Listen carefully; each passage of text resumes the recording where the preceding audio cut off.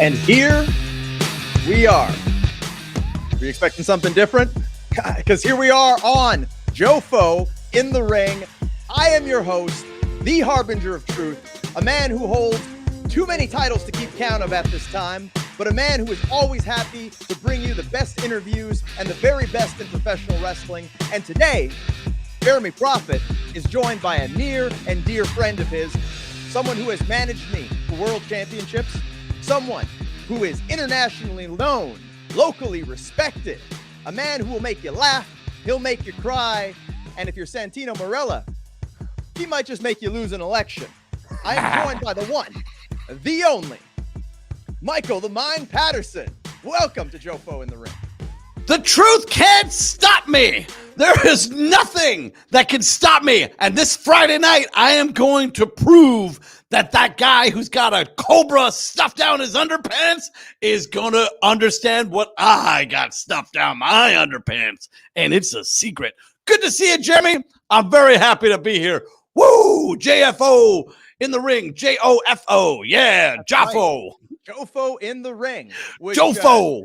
You know, I don't always like to say it, but Jofo, it stands for just our effing opinion. So that pretty much means you don't got to censor yourself. You can be as wild as can be. And especially when we're live, you know, we like when things are a little bit off the hook, keeps the listeners on edge and make sure that the show is always exciting. You can point your finger in somebody's chest and go, Jofo, mofo. I like the sound of that. And that's it. That's all you got to say. Exactly. Jofo, just our effing opinion, mofo, yep, which means right. I mean, we sometimes, you know, refer to our fans as the Jofo mofos. Nice. I like it. I like it. I like it a lot. I didn't come up with it, but I'm more than happy to take credit for it. With that said, you mentioned Santino Marella, so, you know, we should get that out of the way. Let people know that this Friday they can see you at Main Event Wrestling in a presidential debate where you'll be taking on Santino Marella. If it's not the main event, it probably should be, because I think a lot of people will be interested in seeing exactly what's going to happen between you two. But if we could maybe start there, I mean, what do you have to say to Santino with this debate coming up? Hashtag Rich Swann. Who? I am the main event.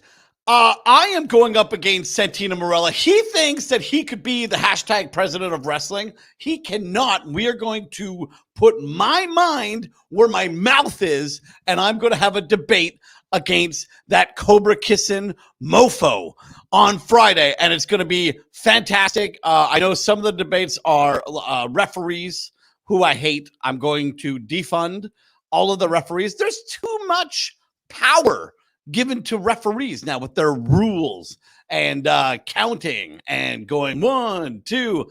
None of that. Once I become president, it'll be better for heels. It'll be better for wrestling. We're going to talk about the environment.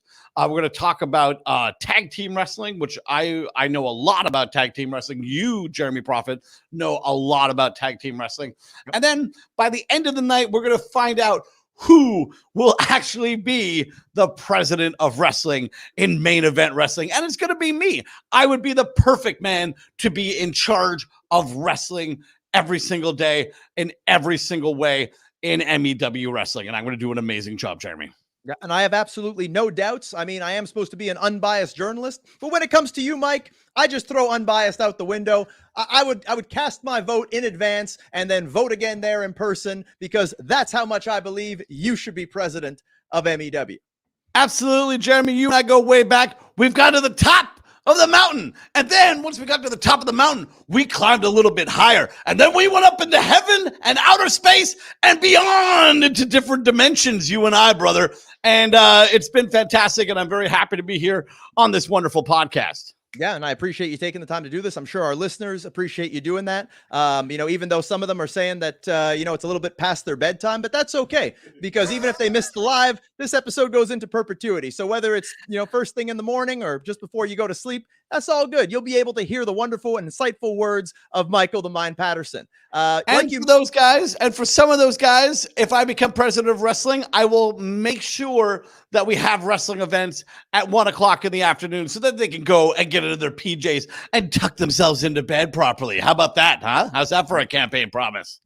That's definitely it's definitely something I think that'll appeal to quite a few people. And as I was saying, you and I, we go way back, won championships together, did a lot of great work. For those who don't know who you are, which I can't imagine many people wouldn't know who you are, but for the few unenlightened out there, maybe you could let them know exactly what you're all about.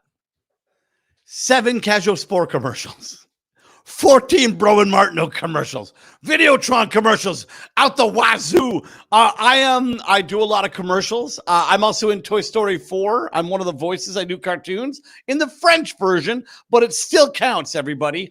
I just spent the last summer shooting a huge Western movie out west where I play a bad guy in a Western movie. I don't know why I'm always the bad guy, but I'm a very good bad guy. I can sometimes be a good guy too, but I don't like doing it. Yeah, I'm an actor. I'm a stand-up comedian. Oh my goodness. I sell out. I just did the Gatineau Festival in front of 2,500 people.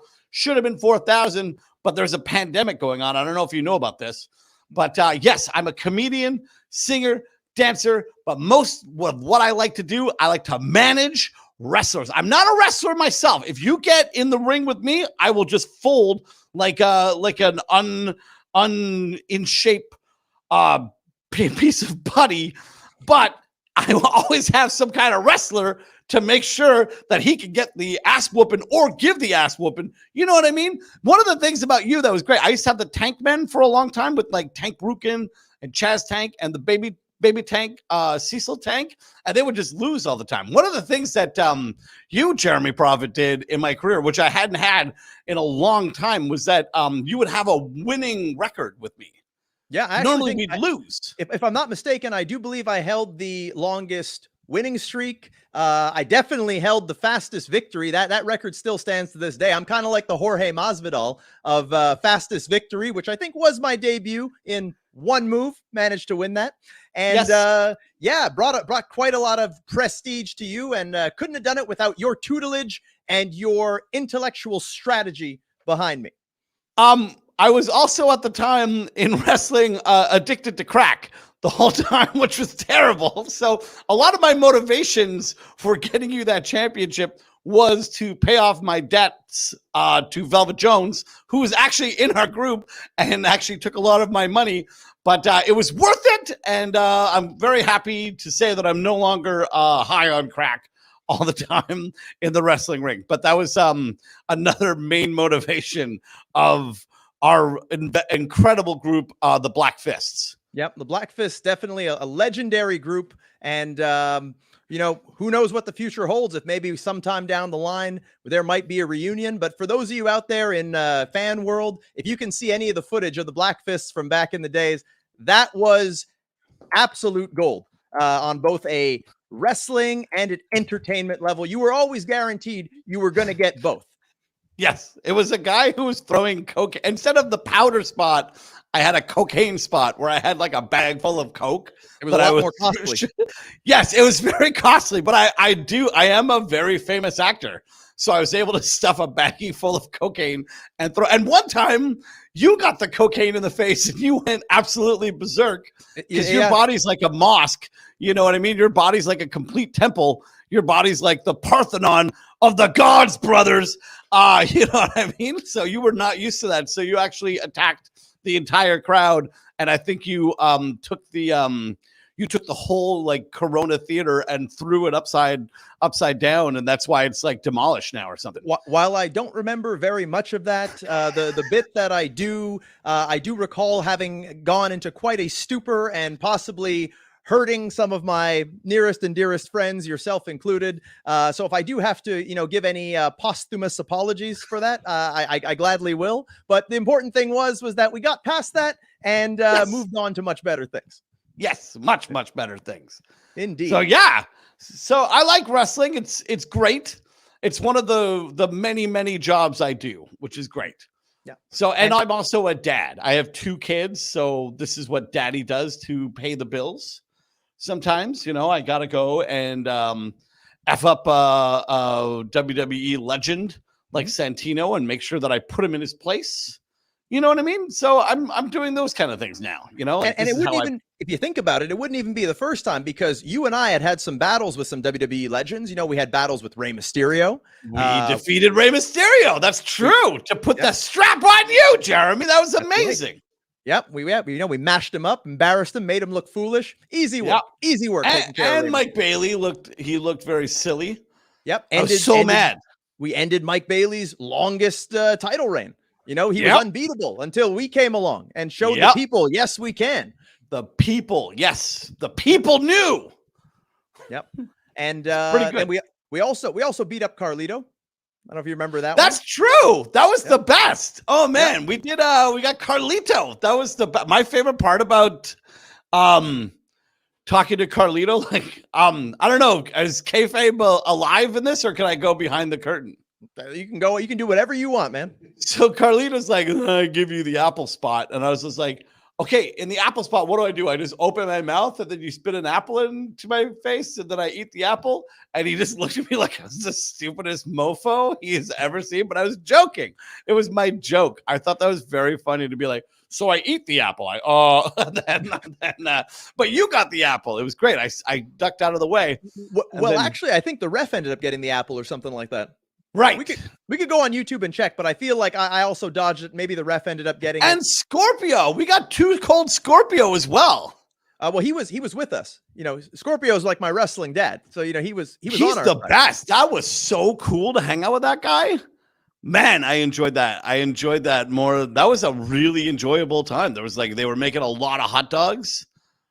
Yeah, we had some great memories, some great times. We did a lot of damage. And I just remembered one thing. I mean, how could we talk about this when we don't talk about the whole rivalry with Sexxxy Eddy?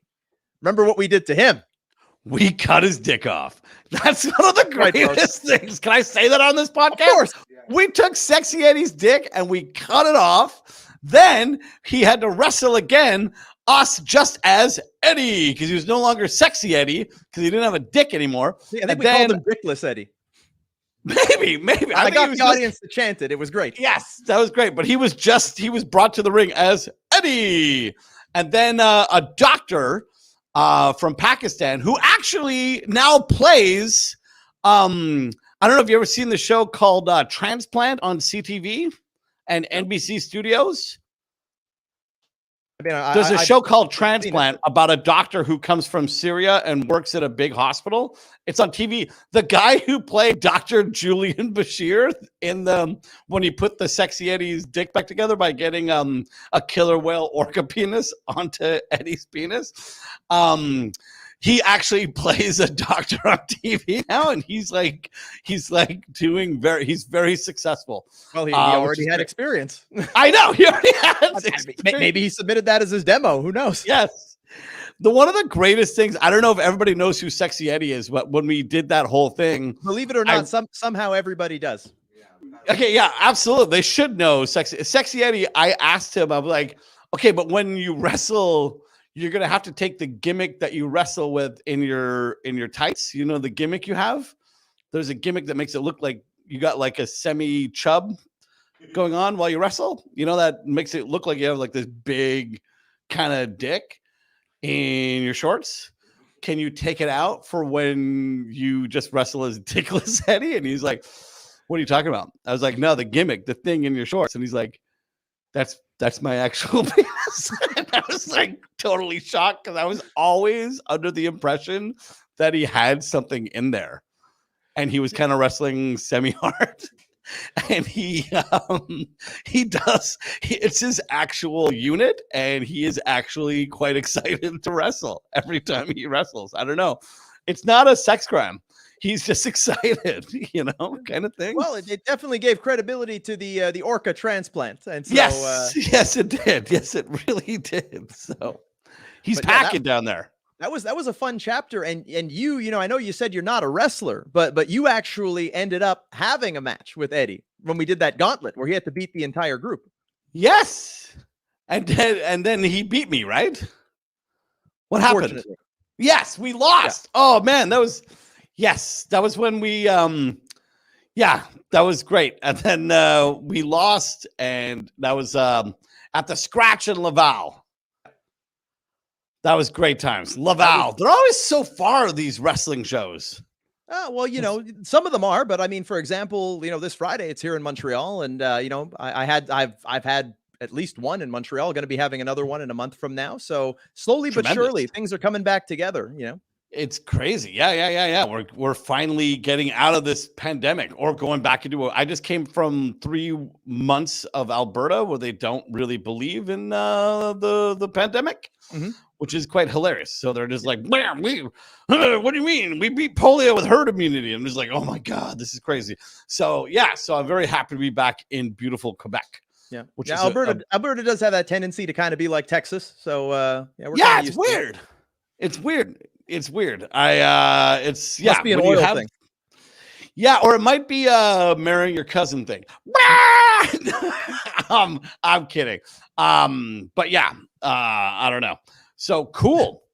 Yeah. Like, I mean, no, that was Foundation's gonna come after me. That was a nice stroll down memory lane that we had there.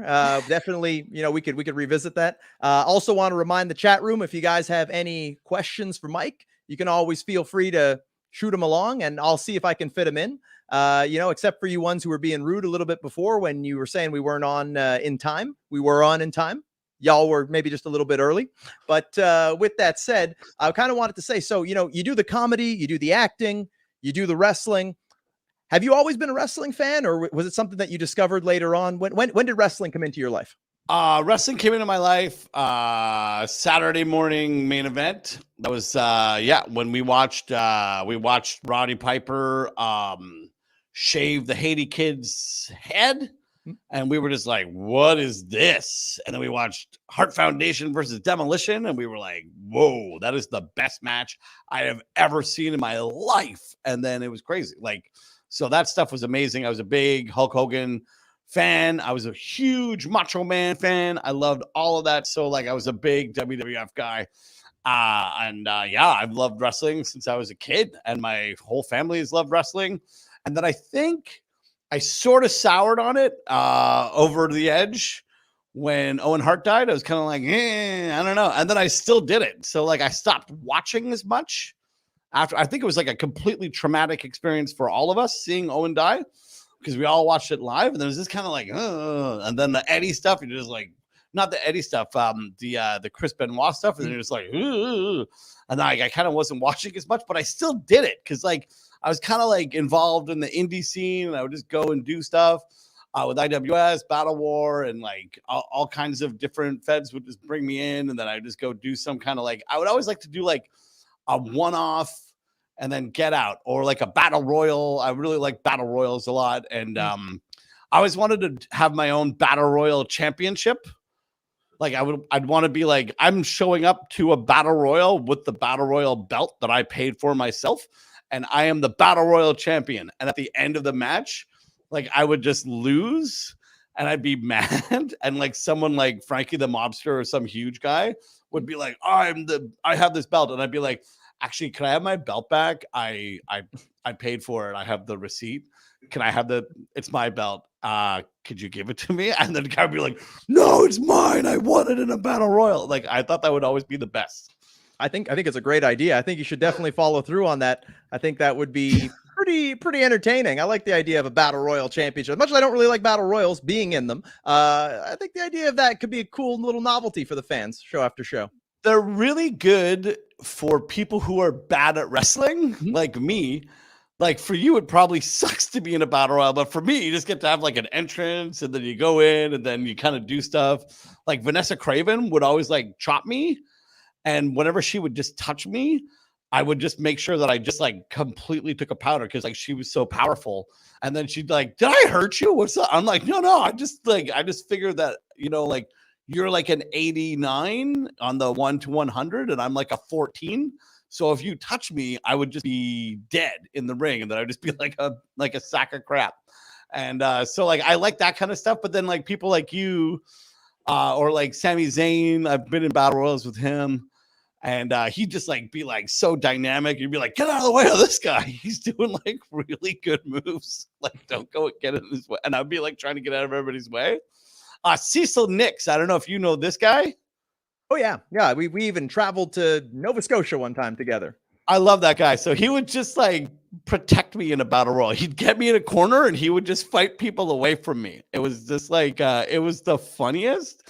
And like you just have like him and Chaz would be like protecting me the whole battle royal, and then they would get eliminated, and then I would get eliminated.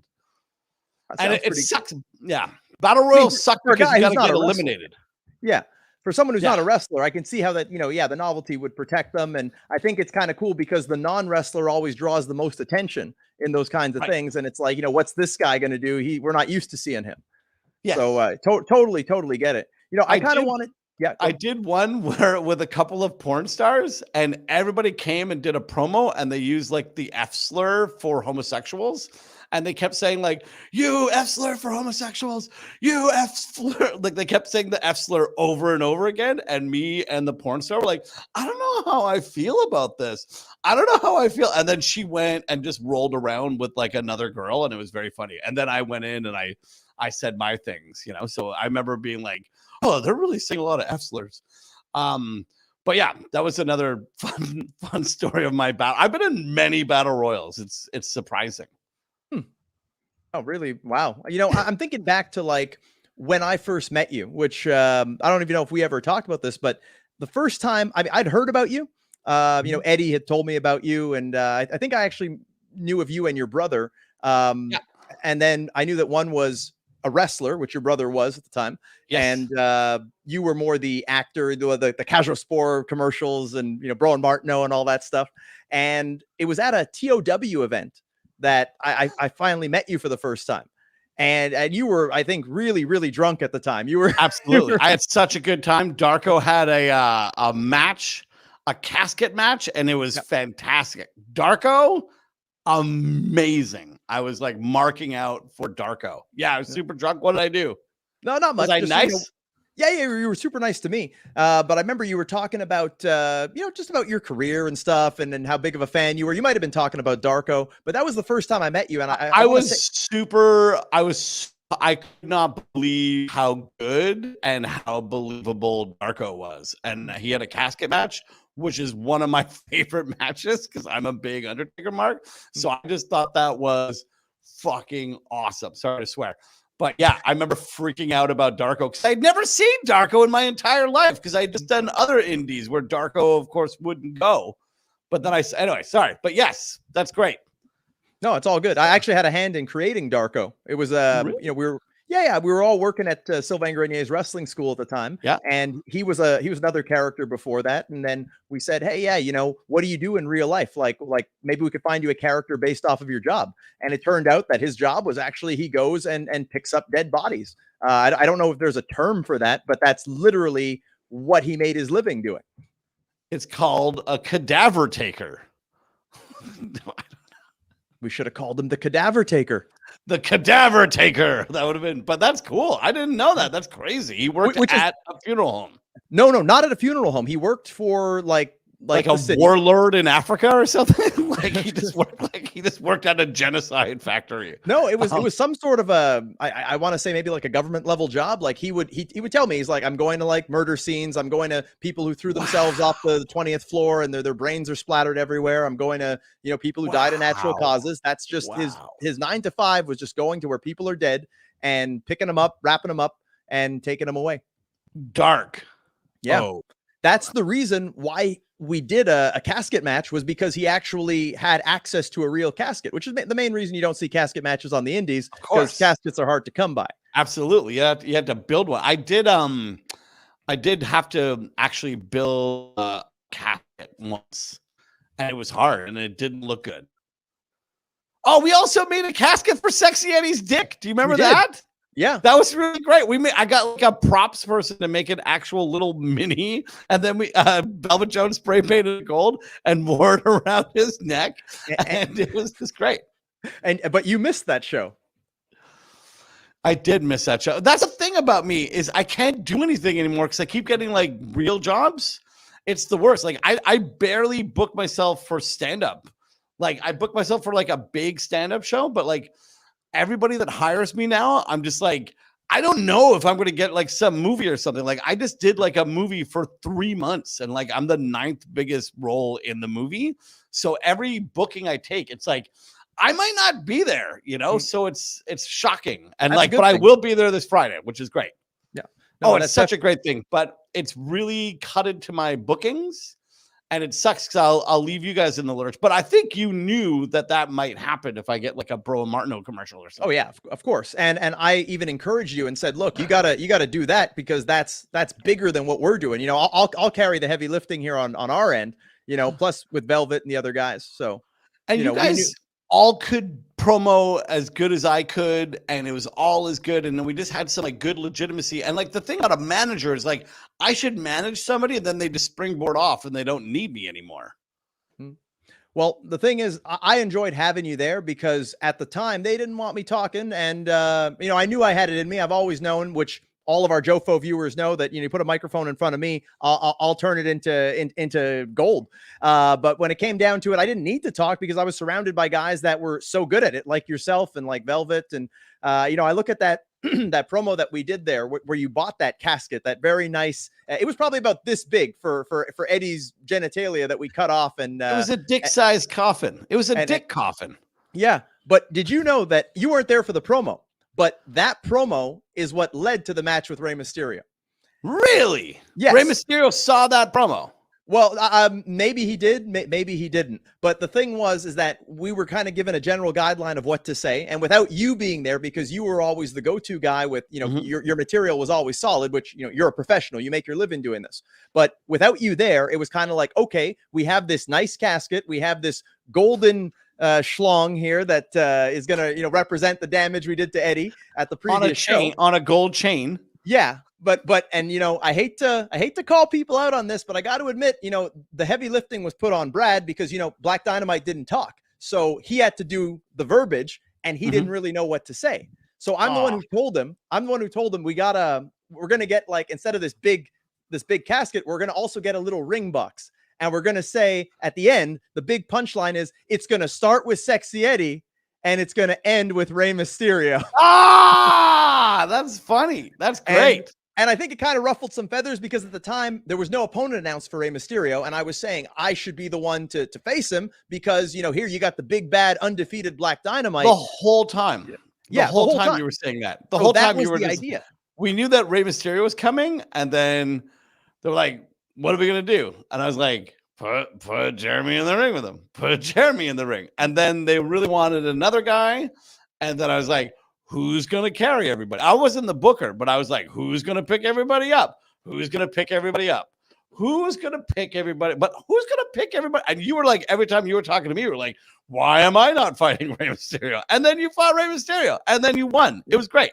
Yeah, we spoke it into existence. And that's the thing is that people don't realize you can control your own narratives when you say the right things. And to me, it was just like, you know, I'm confident in my abilities. It's not a case of like, oh, give it to me because I'm a nice guy. I'm a good citizen. It's like, no, you're going to get something that's going to be special. It's going to be memorable. You know, I know my skills. You know, it's like holding a royal flush every hand you get in poker. That's pretty much what it comes down to. Who was going to pick everybody up?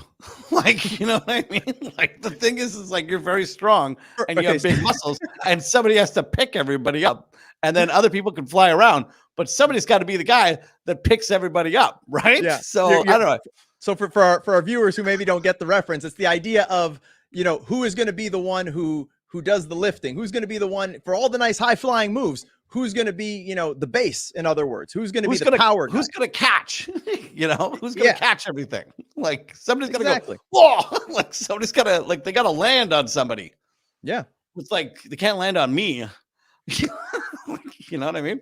But it was just that simple. But it's also a question of, you know, the quality that you were going to get, and I was very confident in that. And you know, we were going to bring everything that would be missing to that scenario. You know, the entertainment, the promos, and the heavy lifting, literal and metaphorical. I was very into passion. Like I was like, I have to exude passion, and I care so much, you know, about what Mike Bailey did. And you cut one of the most passionate promos at that show, but to me, I much preferred the promo you cut in the rehearsal. We did a sound check when you did the Black Dynamite song. Yeah. And there's What always did I that do? there's always that you probably don't remember. I remember because it had me in stitches. So there's that part in the song where it gets all quiet and then you would just ad lib some kind of a promo, which Yeah. was ingenious, having that in the song and everything. And this time you're doing the sound check for the song and you just start, because remember initially it was White Chocolate and that led to the match with Ray and Bailey and all them. Yes. And you start talking about White Chocolate. And for those of you, I wish I could have a picture of White Chocolate, but maybe just picture the Stay Puffed Marshmallow Man from Ghostbusters, and that pretty much a human all version in of that white, is White Chocolate. all in white. And he was like, it was Mike Gibson just changed to white chocolate. It was Black Dynamite versus White Chocolate. White Chocolate was unstoppable. And you're doing that promo and you're like, this night is the most important night in his life because he is going to right a wrong, because the Black Fists traded in a sexy black Jaguar for a fat tub of goo. White Chocolate is not a champion. White Chocolate is not Black Dynamite. White Chocolate is not half the man he is. White Chocolate does not go to the gym. Going to the gym is good. Black Dynamite goes to the gym. My headset just fell off. Give me a second. Black Dynamite bought me a gym membership, and I will go eventually. That was the end of the promo. But that's not what you said in the show. But it's what you should have said in the show. Oh man, that sucks. Yeah, but I think you said it after the match though. Right. I still it say it might have been me practicing my promo before I did my promo. But I always made sure that everybody gave me a sound check for that song, because sometimes they wouldn't turn on the mics, right? So that's why I made sure I got there early, and I made sure the dudes know, like, hey, we're gonna do a thing, because I'm rapping, like, that was my whole thing. I wanted to be like R-Truth, like basically it was like R-Truth meets Ron Simmons, like was the idea of the Black Fists, and I was Owen Hart, and throw in a bit of Flavor Flav there too. Yes, absolutely. Like with the clocks, my wife was so mad at me. I broke so many of our clocks. I kept buying clocks. It was stupid. Then I went to the dollar store. I was buying dollar store clocks, and I was like, "This is nothing. I need a better looking clock than this." But then they would always break. So yeah, no, we'd always be like, "Jeremy's diving on us," and I was always like, "Don't dive, don't dive. You're a heel.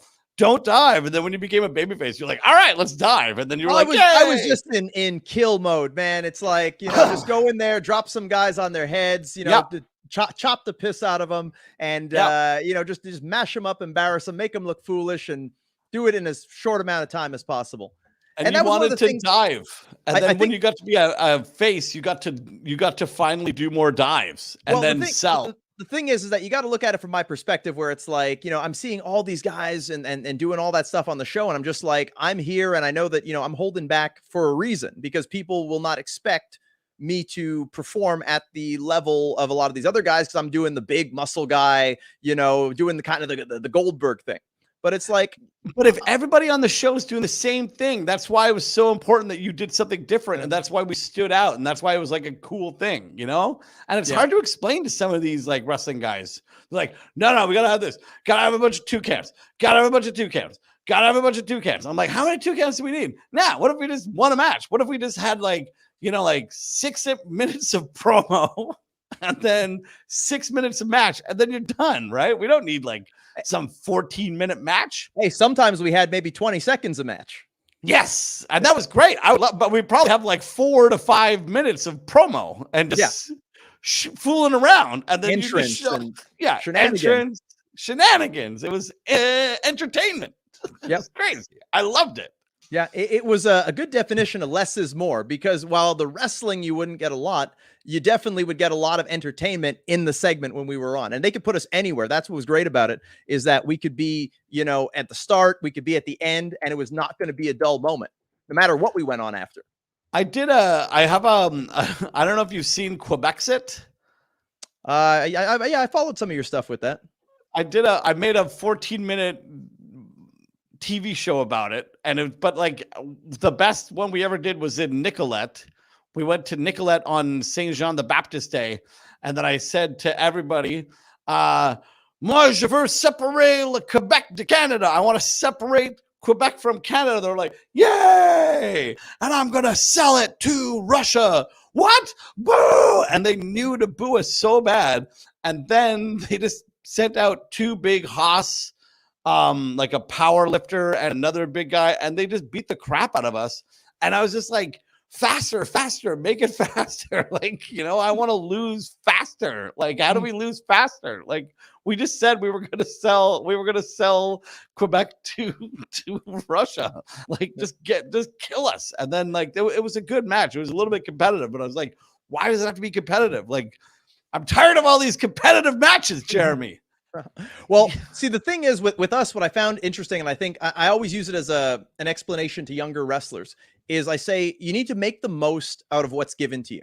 And I feel like the Black Dynamite run, the genesis of Black Dynamite, it was that. It was like, instead of us having vignettes, we would do the vignette, but live. So it wasn't like people would have to sit and just watch a video on a screen. You were getting that kind of like a segment live and in person.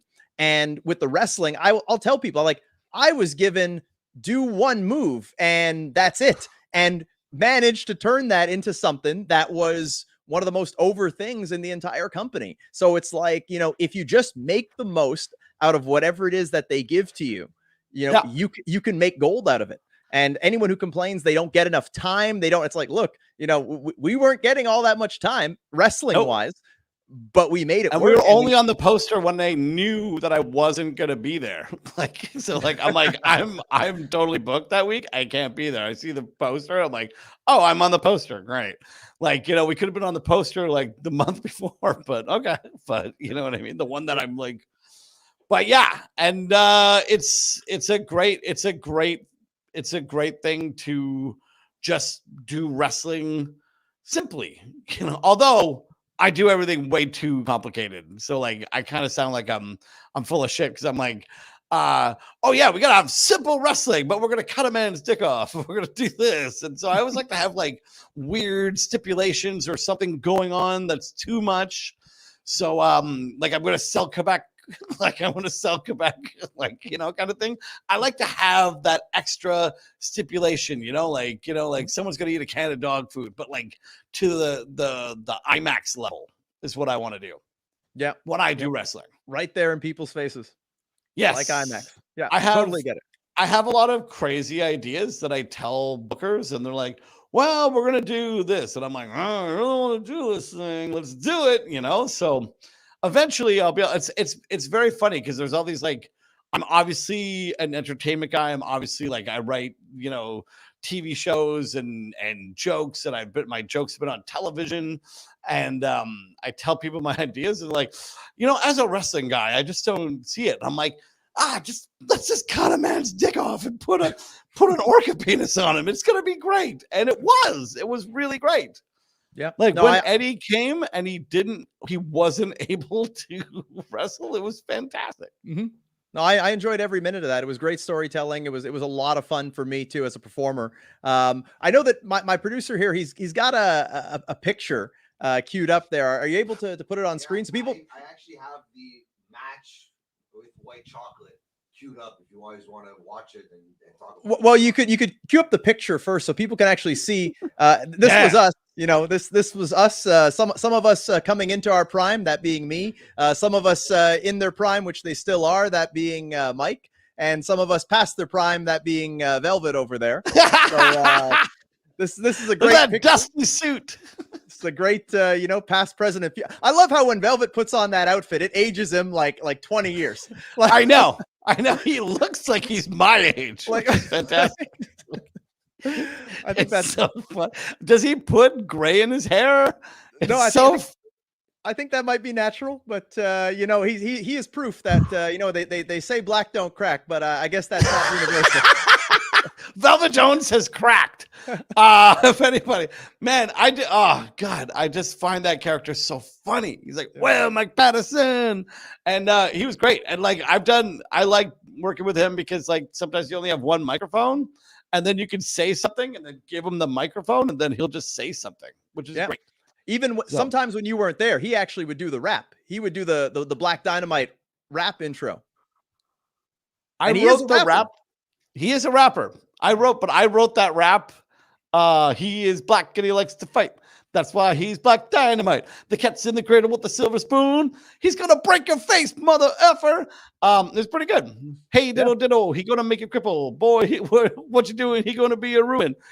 It was crazy. It was crazy. It was good. And I also wrote the white chocolate rap as well. Which I never got the lyrical version of that. I don't know. Did you ever record that one, or was that just I never recorded the. I actually have the ability now to record lyrics properly because I have like my whole Zoom studio, because like you see how crisp and amazing I sound.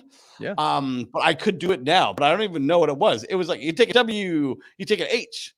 No, it was like you take a W, you take an I, you take a T, you take an E. What's that spell? Wait, what's gonna do? Fuck you up. Do, do, do, do, do. I was just writing a party jam. Like I wanted to have like a Ballon Blanc guy. You know, like remember, you know, the Ballon Blanc? It's like all these people just like all wearing white. We're all just wearing white. It was always so scary. I'm sure, I don't know. As a black man, I don't know how scary Ballon Blanc is for you. But all of a sudden there's a bunch of people dressed in white. I know of it. I've never been. It's terrifying. Yeah. Well, it seems like a weird Ku Klux Klan rave. I don't know. But to have the antithesis to Black Dynamite be white chocolate, it's just fantastic. Just aces. I loved it. I loved working with that guy. Then it's it's really unfortunate. It's a career that ended too soon. You know, he got that staph infection, and then he passed away. You know, God rest his soul. But you know, the memories will live on. Staph is a killer. Yeah. Killed. No, he didn't actually really die. No. I don't think he actually died. But it did end his wrestling career. Yes. Yeah. We actually have the footage of the match. We have some of it. If you want to cue it up for the people, you'll get to see White Chocolate, the man, the moobs, the legend. Oh, this is when Velvet Jones turned on me and started wearing a white bathrobe. Yeah. Look at this. Oh my God. It's a whole hunk of man meat right there. Some kind of meat. This is great. I still had my blonde hair. It's me rapping. The towel. Same night you won the title, eh? Yeah. You got to lose to White Chocolate before you can beat Rey Mysterio.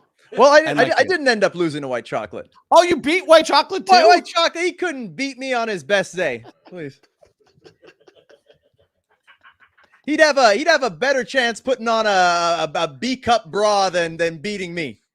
See, I'm wearing the good clock. I'm wearing the clock that's in my kitchen right now around my neck.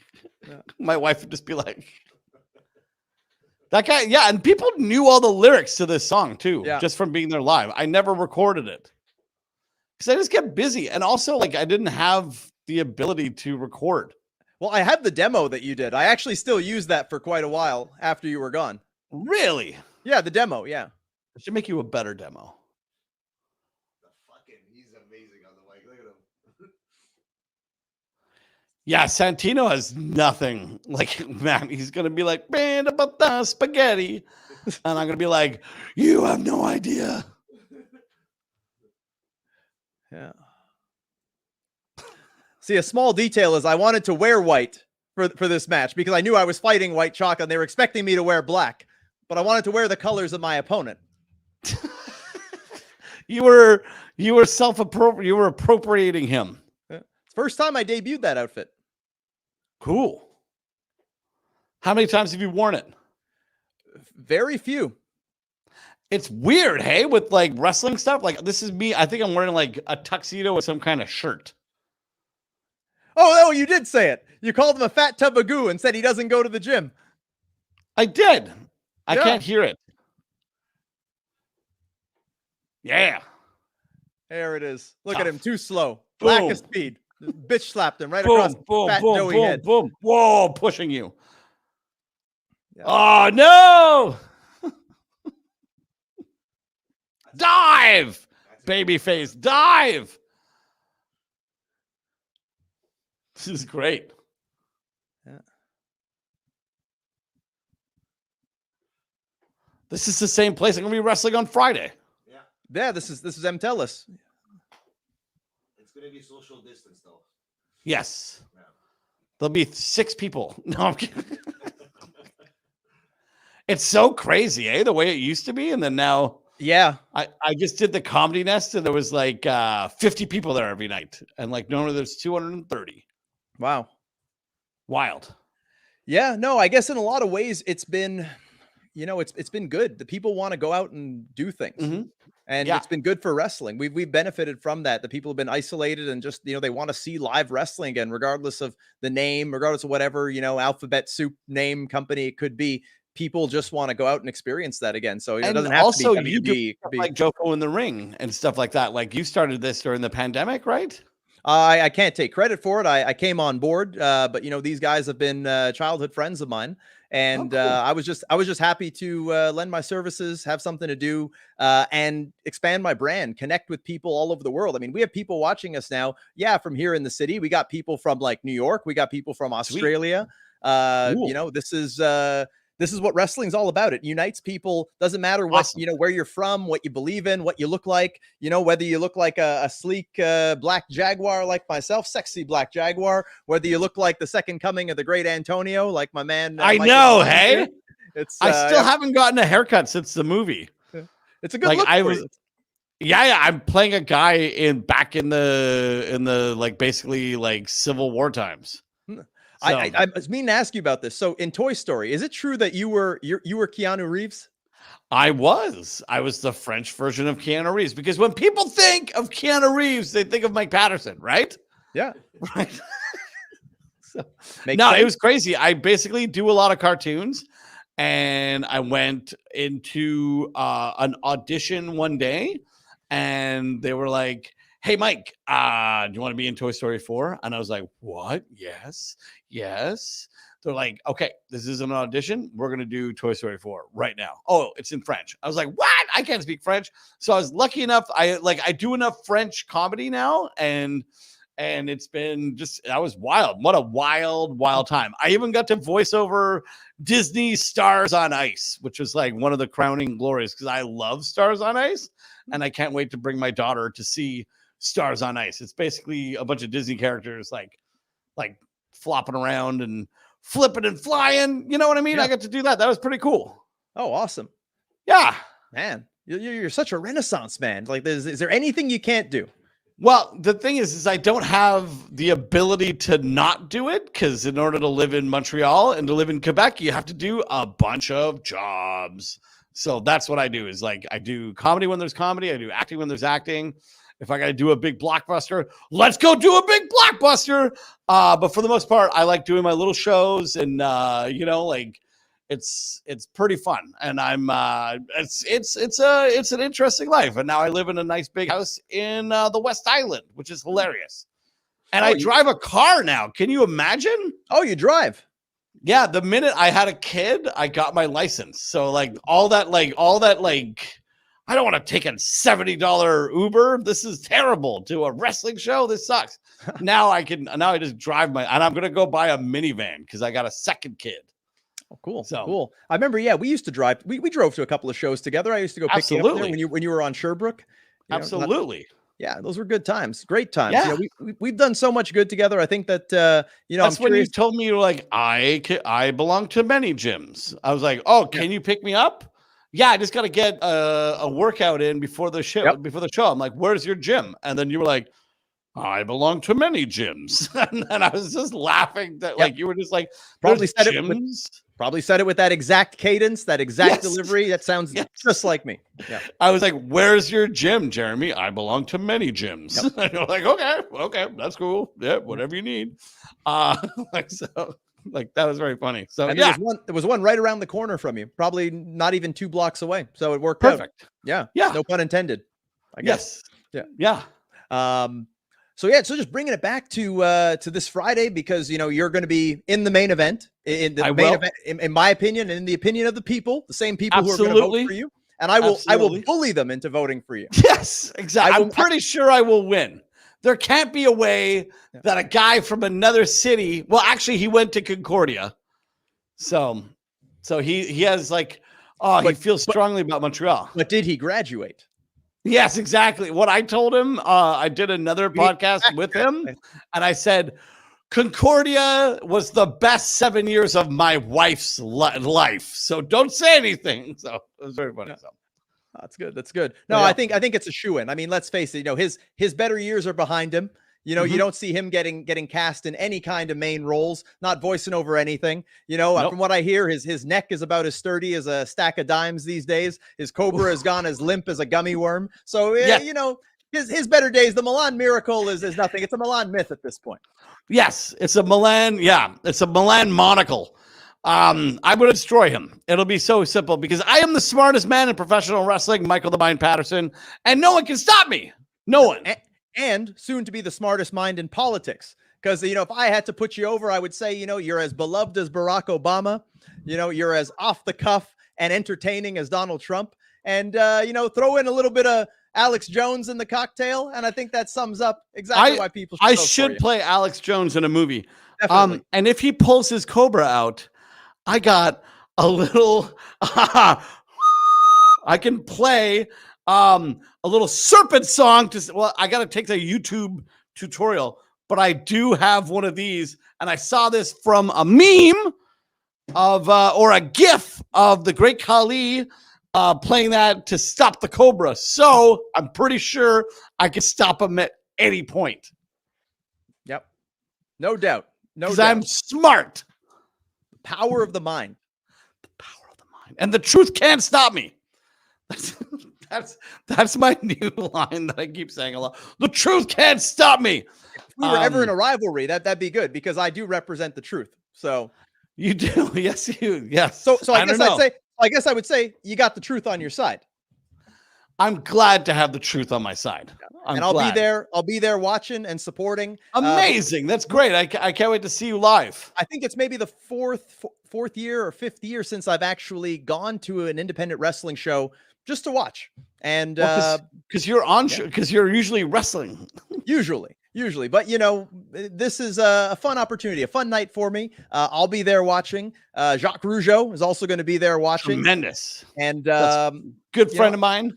Yeah, I've been there. I've done comedy where he's doing like motivational speaking. So he has a wonderful anti-bullying message, which is great. He stopped a bully. I don't know if you know, he was getting bullied, and then he stopped bullying by putting a roll of dimes in his face and punching the British Bulldog in the face. But it's like it's a good speech about bullying, and I just tell a bunch of jokes. So yeah.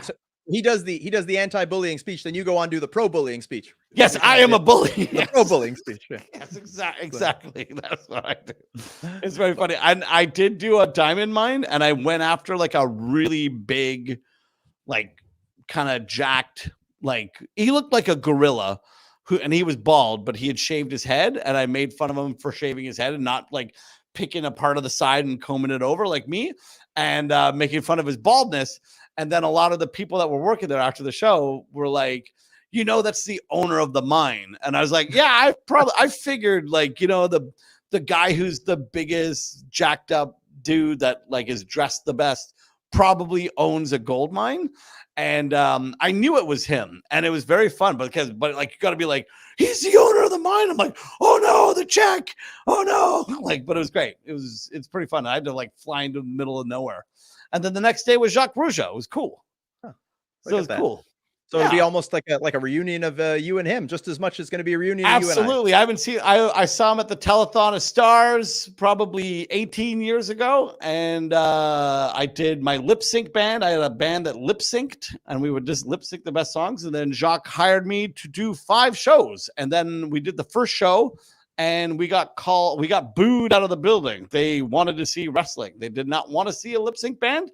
And we decided that we would not do the other 4 shows. And I was like, thank goodness, because that would have been terrible. But like, yeah, he was a super gentleman about it. It went terribly.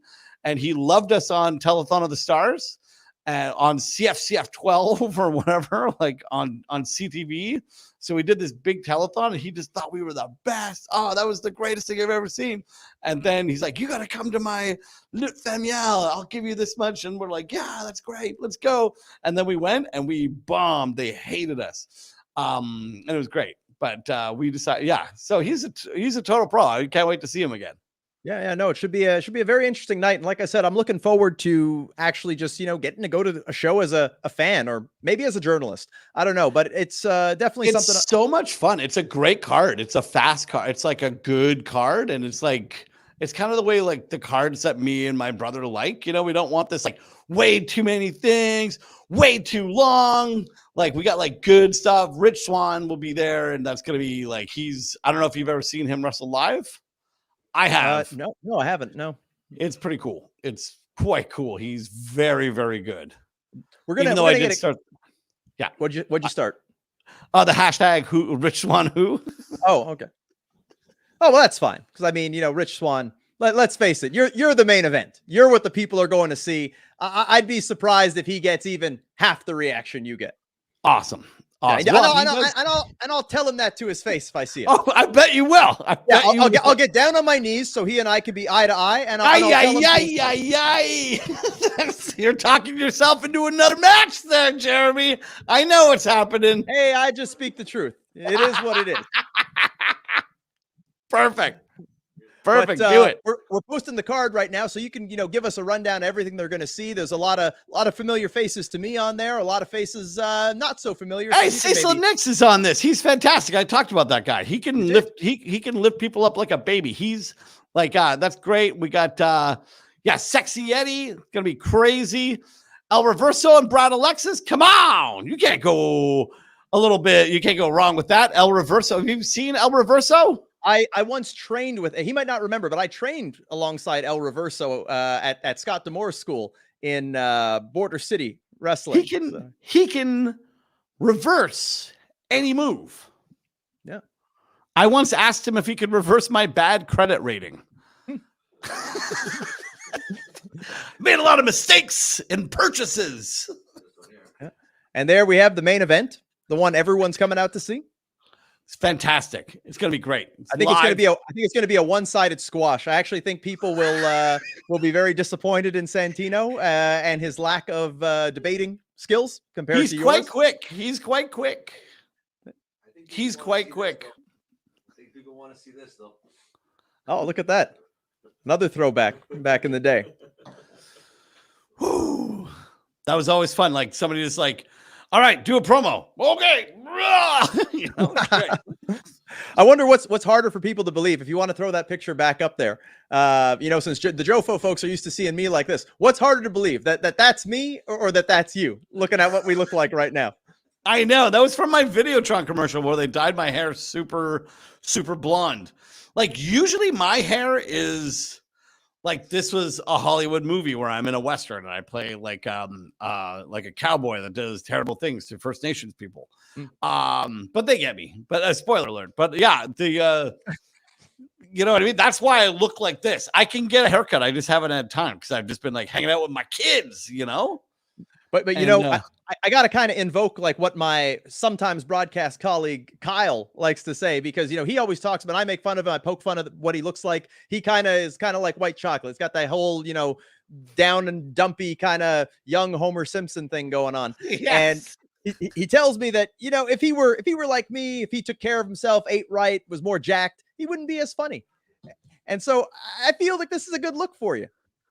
Thanks. I don't know. It's important to take care of your health a little bit. I hike a lot and I have to run after a 4-year-old all the days. So like I have a bit better cardio than I did back then. Just because I got kids and I'm running around all the time. So you should take care of yourself, Kyle. Fat doesn't, there's some ripped guys who are quite funny, Like when Schwarzenegger is just like, don't wake my friend. He's dead tired. Come on. That guy's hilarious. And he's super jacked. You mentioned cardio. It's funny because it takes me back to when we shot that promo on Mount Royal. That was a great one. I wrote the music for that too. Yeah. Yeah, that was good. There was so little writes free music, and now there's like, we live in a world where there's like so much, like I remember like just writing loops all the time. It was crazy. Looping all this stuff so we could actually have stuff that can go on the intranets. That was great. That was a great promo. Great montage that we did there. That was for the rematch with Mike Bailey. Yes. And yeah, definitely. Definitely. I won that one. I have his number. I could beat that kid in my sleep. Give me a break. I actually did about 3 weeks ago in Kingston. You know, when he wanted to step to me again. He knows what's up. Everyone knows I got his number. That's why they won't give me another match against him, because they know I kept calling him Brendan Gallagher. Yeah. It's funny because now I kind of see more Suzuki. Maybe because he still looks incredibly young. Yeah. What's he now? Like 42? Well, he's not 42, but No. he's getting up there in age, that Bailey. Yeah, no, well, we all are. You know how it is. Not everyone can can age that gracefully like me, especially if they're Velvet Jones, like we saw in that picture there. But he just ages 30 years in one costume change. You literally said that to him at one show. You're like, when you walked in here and you looked all normal, you looked okay. You looked like you were maybe like, 28, 29. Now you look like a 55-year-old man all of a sudden. He's so funny. It's such a funny thing. It's just somebody who's like, it looks like he makes like dandelion wine in his bathtub. You know what I mean? Like, he's just like, try some of my dandelion wine. It was just like, I love that character so much. Yeah. But Brad Alexis is a great character as well. And Brad Alexis himself is a great wrestler. I like that guy a lot. Yeah, I like him a lot too. We've done a lot of good I'm actually going to be in his corner for his match against El Reverso. Oh, I didn't know that. I'm going to dust off a little bit of my managerial skills that night. I just like to. Yeah. See, I always felt you were kind of like the Bobby the Brain Heenan of Quebec I'm Michael wrestling. the Mind Paterson. Yeah. It's exactly. I want to be like Slick.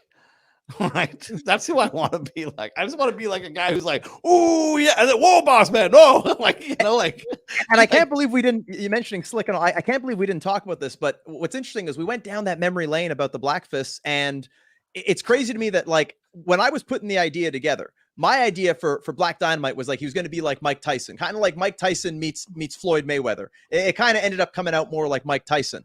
But the idea was like, you'd have the trainer, then you'd have the Don King, where Velvet was like the Don King. Yeah. And all of a sudden, I remember it was only the day of that they told me you were going to be part of the group.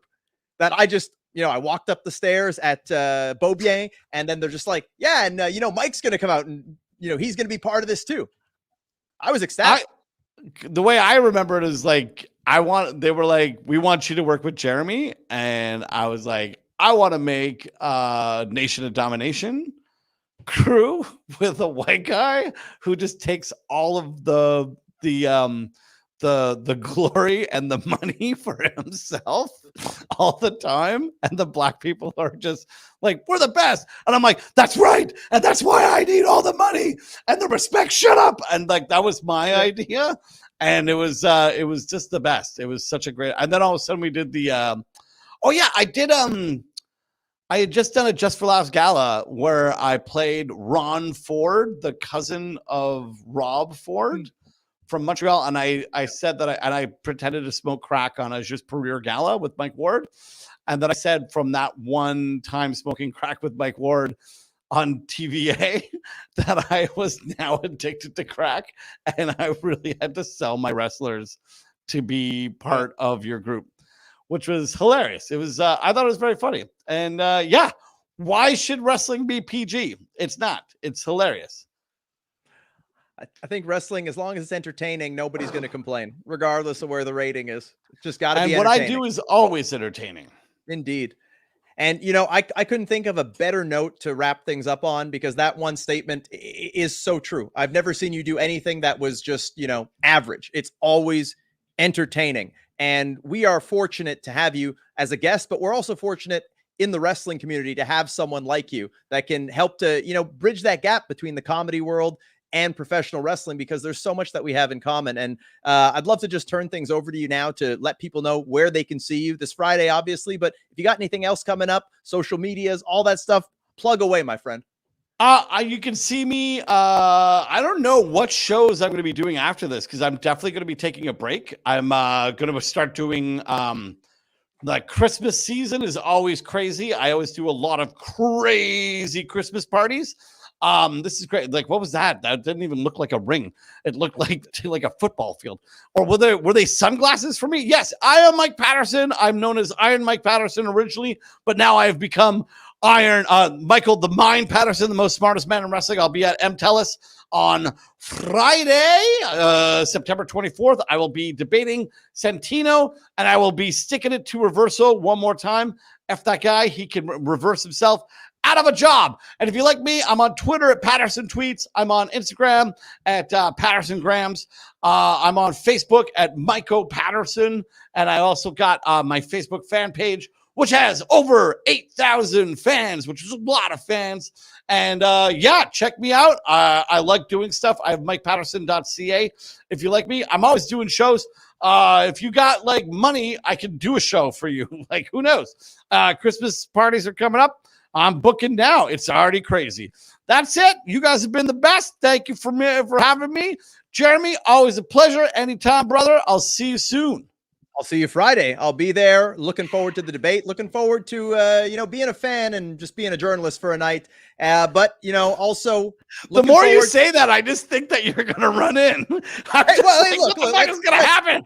Let's be honest here. I'm the harbinger of truth. I don't mislead anybody. Like I said, I'm going with those intentions. But hey, Santino, let's face it, he's a former United States champion, Intercontinental champion. He knows his way around the ring, even though I feel like he's kind of a washed-up has-been at this point, and you could easily take him on your worst day. But when it comes down to it, if things get physical and you need some backup, hey, you got your boy right here. And I like to throw hands and mess people up. So if you need any help, I know you do. Woo! And with that, I'd like to thank everybody for joining us for this live edition of Jofo in the Ring. You can check us out on Twitter, on Facebook, on every one of those social media platforms. You can follow me at Jeremy Prophet on Twitter, Prophet. You can follow me at The Real Jeremy Prophet on Instagram. And as always, you can see me here on Jofo in the Ring, where we believe in one thing and one thing only, and that is that wrestling is life. Thank you for joining us.